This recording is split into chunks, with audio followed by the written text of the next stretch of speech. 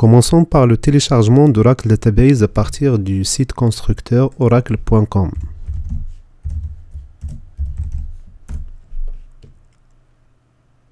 On clique sur le menu à gauche en haut et là on tombe sur le lien Oracle Database.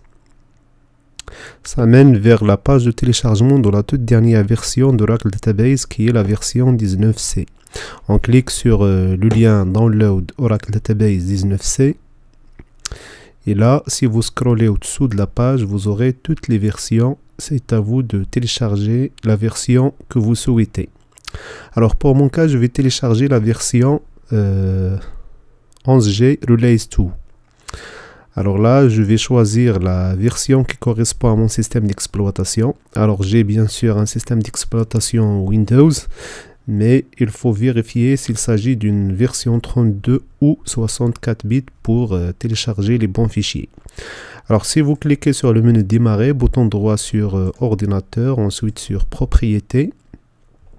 Alors là, vous remarquez type de système. J'ai un système d'exploitation 64 bits, donc je vais télécharger la version 64 bits.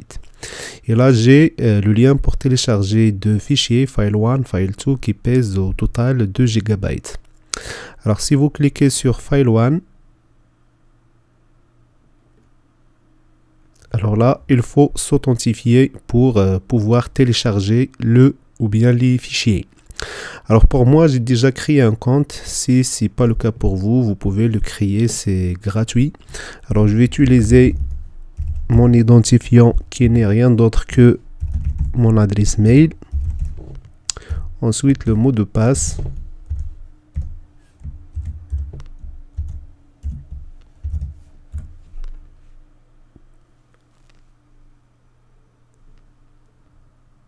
et là vous remarquez que j'ai réussi à m'authentifier et le téléchargement du fichier 1 commence. Voilà, je clique sur se connecter. Alors là il y a une erreur, je ne sais pas d'où ça vient. De toute façon je vais retourner à la page et là dans View Account, voilà, c'est déjà authentifié. Voilà, je vais cliquer maintenant sur le deuxième fichier pour le télécharger. Donc je répète, j'ai choisi la version 11G Release 2. Voilà, 64 bits. Je clique sur File 2 pour le télécharger. Voilà, donc j'ai mes deux fichiers en cours de téléchargement. Une fois le téléchargement terminé, on va les décompresser dans un seul dossier. Alors une fois le téléchargement terminé, j'ai mes deux fichiers Windows 64 11G Release 2 Database 1 of 2 et 2 of 2. Donc j'ai deux fichiers zip. Pour les décompresser, c'est simple, je fais bouton droit sur le premier, je fais extraire vers le nom de fichier. Deuxième pareil, extraire vers. Alors j'obtiens ces deux dossiers après la décompression. Voilà. J'ai un dossier database contenant ces dossiers et fichiers. Et dans la partie 2, voilà, database, j'ai un dossier qui s'appelle stage. Alors, qu'est-ce que je vais faire? Je fais un command C, ou bien bouton droit copier. Et je vais placer ce dossier dans le répertoire database du premier répertoire. Donc, je fais coller. Il m'informe que le dossier contient déjà le dossier stage. Alors là, je vais répondre par oui pour la fusion. La destination contient déjà un dossier nommé stage.